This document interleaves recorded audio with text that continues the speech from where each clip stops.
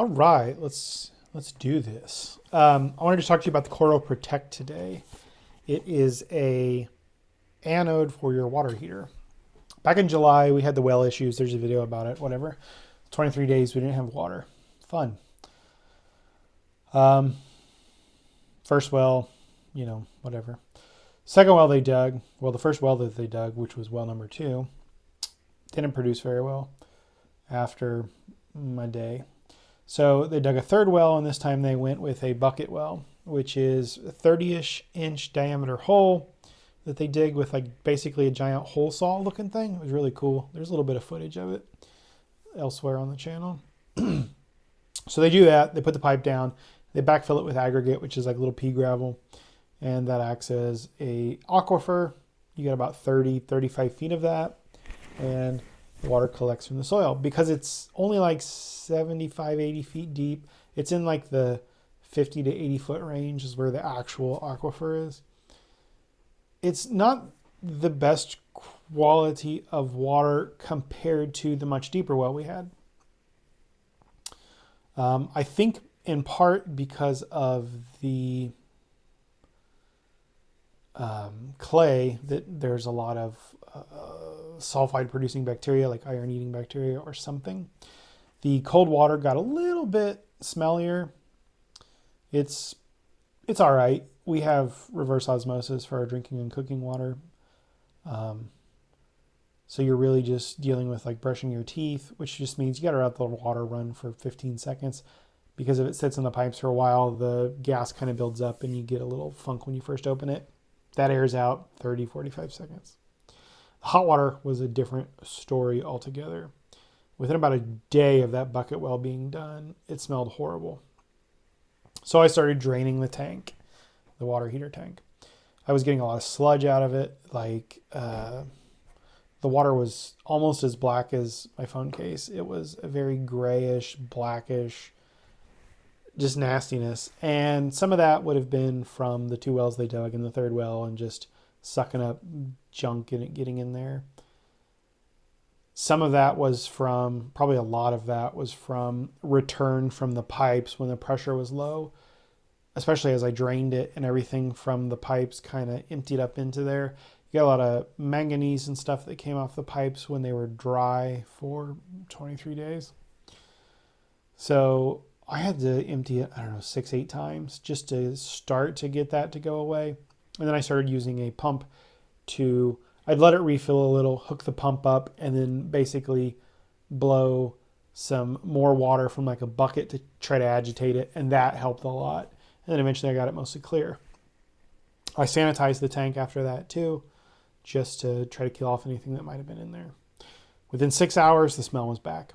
The smell was so bad that I was concerned that the parts per billion or parts per million of the hydrogen sulfide might actually be getting to like dangerous levels. That's how strong it was to me. It was physically making me ill. Just the smell of it was making me nauseous. I was nauseous for like 2 weeks, just wanted to throw up constantly. My wife wasn't impacted as much, but she definitely smelled it. If you ran the hot water in the kitchen for 30 seconds, the whole house would stink. If you took a shower, you would have to open windows and turn on the blower in the HVAC just to try to get it to go away. And even that would take like a half hour or an hour. Not a great situation. So I realized we lived here almost 2 years, that the tank, the water tank sacrificial anode was probably the original one. The timestamp on the sticker on the water heater is like 12 or 13 years old, something like that. So I decided to change it.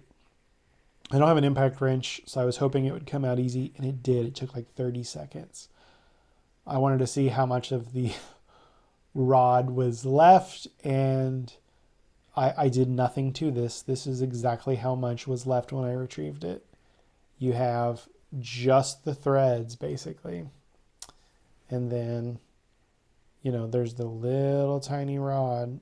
You can kind of see it right there. And that was what was left of the sacrificial anode. So I was going to replace it with I think aluminum zinc ones, because they're supposed to be better for situations where you do have that sulfide producing bacteria. Sorry, excuse me. I've still got the cough from the crud. So I was going to get one of those, and none of the part houses around here for like 45 miles had them. None of the big box stores had them. They were just sold out of them. I guess shortages and whatnot. So I went on Amazon. They did have them, but they were marked up considerably, probably because I'm guessing there's like a nationwide shortage of them from supply chain issues or whatever. And they had this Coral Protect thing that came up when I was searching for them. And this was like $150. And this is not sponsored. I paid $150 for this, and I was very apprehensive about it. The reviews are mostly good. There's some 1-star ones and some like 3-star ones where people either had, let me find the diagram here, water leaking out of here or water leaking out of here.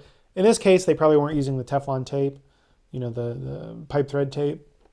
Up here, it could have been that they like damaged it, but it sounds like they had maybe a bad batch of these. And this company, it did sound like, was replacing them for people that like pointed out this, because they do come with a warranty. It's not on the box, but there's paperwork inside. You just go on their website and register. And I think it's for like 15 or 20 years or something kind of crazy. But that made me a little nervous. And just the cost. And is it snake oil? Did they buy the reviews? I don't know. Well, I went ahead and bought it. I did have one complaint with it. A lot of people have a socket that size. A lot of people don't have a 31 millimeter socket, which is what you need to put this big chunky boy on. Because as you can see, it's normal size down here, but to house everything, it's much larger. So I had to buy one of these for like $8 or whatever, and I'll never use it for anything other than that, but that's okay. Not too expensive. And I fortunately did have a drive adapter or an adapter there, so I could use it just with my wrench or my socket. So basically you put this thing in, and then up here at the top, this is a little like boot, and you clip it on and you can crimp it on so it doesn't go loose. And then it has like the most anemic wire ever coming off of it, which goes to a wall wart. That is another complaint people had. You do have to plug this thing into the electrical socket. For us, it's nice because maybe a foot adjacent to the water heater tank is where the sump pump is plugged in. So we had one outlet free, and I just plugged that in. That wall wart also has an LED on it, a green LED that lets you know it's working. It's obscenely bright. It is one of the brightest LEDs I've ever seen on a device that was not a flashlight or a laser. It's crazy. It lights up like a 5 by 10 foot portion of the basement, like enough that you can walk around down there at night. It's bright. So if you had like a utility closet off of your kitchen or something with the wood slats, you'll probably want to put a little piece of electrical tape over that LED. But it's also nice because then I can just visually see that it is performing as it's supposed to be. So the install, your mileage may vary. Depends on how much clearance you're going to have and all that. Fortunately for me, there was enough clearance. And this thing is not very long. It's not as long as some other sacrificial anodes are. So the water quality. I put that in, and I had the tank drained. So I went ahead and let it fill back up. Let it get back up to heat. A couple hours later, I ran the water. No smell. None. Just like the normal rock kind of smell that the well has. Just, because it's a hole in the ground. A very, very nice, pleasant smell. That's the only smell you can detect in it. So I immediately took a shower because I'm like, well, it's probably not going to last. Oh, man, that was the best shower I've had in a long time, because for the first time, I physically had to do this. Like, I had to clamp my nose and cover my mouth in the shower because the water smelled so bad before I installed this thing. So I figured, okay, well, it's going to quit working in a week. Week went by, nothing, no smell returned. The cold water still has a little bit of the smell, obviously, because it's not being treated by this. It's just going into the tank. But the hot water, no odor returned. So I'm like, maybe in 2 weeks. No, nothing. 3 weeks, nothing. I think it's been about 2 months now. And I love this thing. Again, not sponsored, but if you have a well situation where the cold water is tolerable, but the hot water is not, and you've tried flushing the tank, you've tried draining the tank, you've tried putting chlorine in the tank, and you've shocked your well and stuff, and it still has the scent, and it's the hydrogen sulfide scent, not like an iron scent or something. I gotta say, if you got $150, this is worth trying. If you had a plumber come out and do it, it might be like $350, $400 or something. But I love it. I love it. I love it. I love it. And the interesting thing in the literature is it's not a sacrificial anode, so it's titanium. It should not degrade like this. It, basically what happens is, I'm no chemist or anything, but these are sacrificial anodes, and they're, these little hot dog looking segments. And what happens is the stuff in the water reacts with it, which helps protect your water heater, even if you're on like city water. And you're supposed to, change these every few years, depending on the wear. You're supposed to check them like every year or two. With this one, it's the titanium. So titanium's generally like mostly non-reactive with a lot of stuff. But what it's doing is it's introducing some current, and it's not a lot of power. I think the literature says it's like 50 milliamps or maybe 100. It's nothing. Like, I have noticed no increase in the electric bill whatsoever. Charging my phone uses orders of magnitude more electricity. So that's really cool. But what it does is wizardry to me, but I guess it's doing something to like maybe the ion state of the water, and it's interfering with the way things can interact. And maybe it's disrupting like the biofilm or the cell membrane and the bacteria, which keeps them from producing whatever. I don't care. Whatever the wizardry is, it works. I love this thing. I'm sorry I didn't get video of installing it. I didn't really think about it. I honestly thought it was going to be like a dud product. And then I found the box today. I still had it because I had intended to do a video and just completely forgot. And yeah, I just wanted to do a video. This is called Coro Protect. There are other brands which are much cheaper. They seem like cheap imitations, if I'm being honest. Just the imagery on them, they look like cheap garbage. This thing was a nice, like, satisfying looking thing. It's basically just a titanium anode, and then you've got a current rectifier up here at the top, which is powered by that wall wart.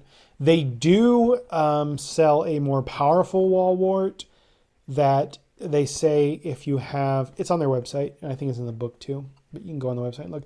But basically, I think what it is if the situation's bad enough with the bacteria that are creating like the rotten egg smell from the sulfur dioxide, or the hydrogen sulfide, hydrogen sulfide, sorry, that you can use this one temporarily for like a couple of days, and it just puts more, it's like 4 times the milliamps or double the milliamps or something. And you run that for a couple of days, then switch back to the other one. So if the lower power one doesn't work for you, always try getting that bigger wall wart.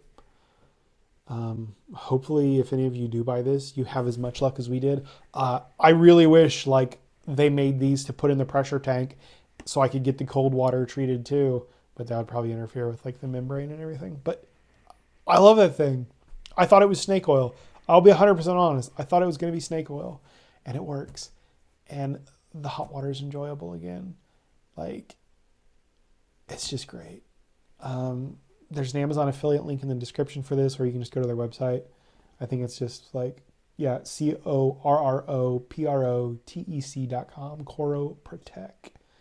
And they're made in Canada. 150-ish bucks is what I paid. Your mileage may vary because, time. But yeah.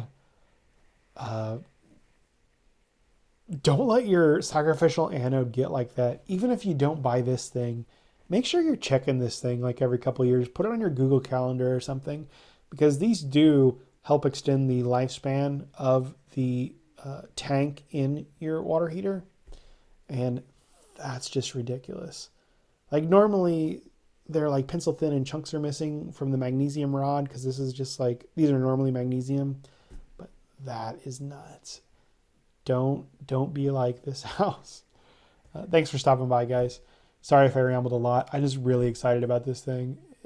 I can't convey to you how much the water smell was getting to me and making me very miserable after we dealt with $20,000-ish of well work. This was $150 well spent. I hope you guys are doing well, and I look forward to making more videos for you. So yeah, have a good day.